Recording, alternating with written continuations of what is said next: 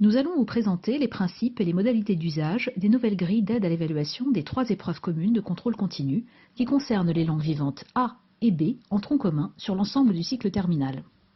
Ces grilles sont les mêmes pour toutes les langues vivantes et pour tous les élèves. Elles ne doivent être ni modifiées ni adaptées afin de garantir l'égalité de traitement. Elles prennent en compte les niveaux de compétences du CE-CRL et s'appuient sur les descripteurs qui y figurent. Les niveaux acquis par chaque élève à l'issue du cycle terminal peuvent dépasser les attendus des enseignements suivis, LVA ou LVB. Ainsi, les grilles incluent également le palier C1. Ces niveaux seront inscrits dans une attestation portant sur la LVA et la LVB qui sera délivrée en fin de terminale. 3 grilles évaluent les différentes activités langagières. On notera qu'une seule et même grille est proposée pour l'évaluation de la compréhension de l'oral et de la compréhension de l'écrit, les stratégies utilisées étant les mêmes. Par ailleurs, une même grille est proposée pour évaluer les élèves de LVA et de LVB. Pour les 3 épreuves, un tableau de conversion permet de transformer les points score obtenus en notes sur 20. Cette note diffère selon que l'élève est inscrit en LVA ou LVB, qu'il passe la première, la deuxième ou la troisième épreuve. Ces grilles invitent bien entendu à une approche globale de l'évaluation. Elles favorisent ce qui est maîtrisé par l'élève. Prenons maintenant l'exemple de la grille de compréhension présente dans chacune des épreuves communes. Cette grille comporte 3 critères présentés par colonne. Chacun de ces critères doit être évalué séparément.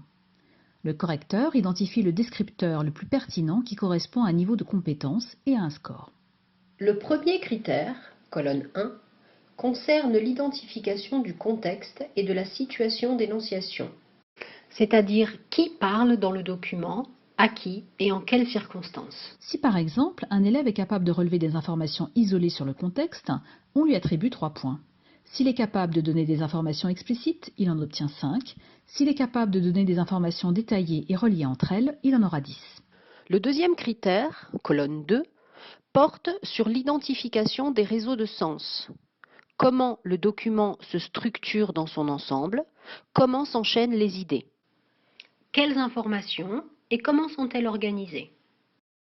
Si par exemple, un élève a compris le document dans sa globalité et s'il a identifié le thème principal, on lui attribue 5 points.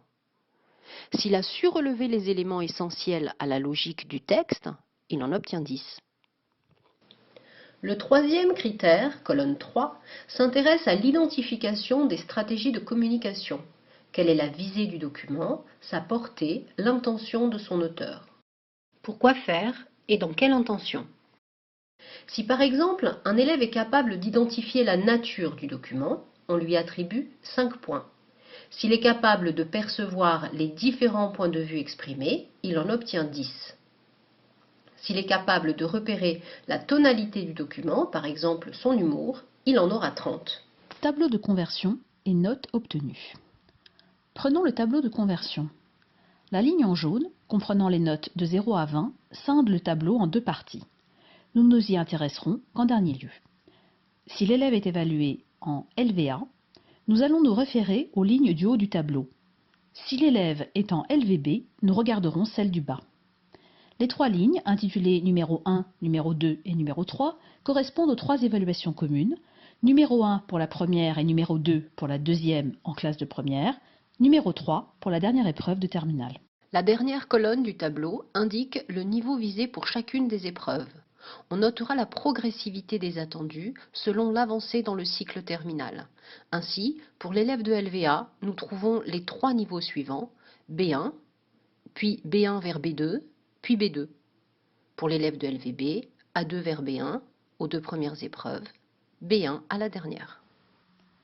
Prenons l'exemple d'un élève de LVA ayant obtenu en compréhension orale à la première évaluation 10 points score pour la première colonne, 5 points pour la deuxième et 5 points pour la troisième. Il obtient donc un total de 20 points score. Nous pouvons placer ce total dans la case 16 à 22 points. On se réfère alors à la case correspondante de la ligne jaune, note sur 20, et on y voit une palette de notes entre 14 et 16 sur 20. Nous pouvons ainsi attribuer à cet élève de LVA ayant obtenu 20 points score à la première E3C une note entre 14 et 16 sur 20. Attention, il s'agit là uniquement de la note obtenue pour la partie CO. Il conviendra de lui ajouter la note d'expression écrite correspondant à la deuxième partie de l'E3C1. Chacune de ces deux notes sera ramenée sur 10 pour obtenir une note globale sur 20. Les deux autres grilles, concernant l'expression écrite et l'expression orale, proposent quant à elles 4 critères. Elles sont aussi suivies d'un tableau de conversion qui fonctionne de manière similaire.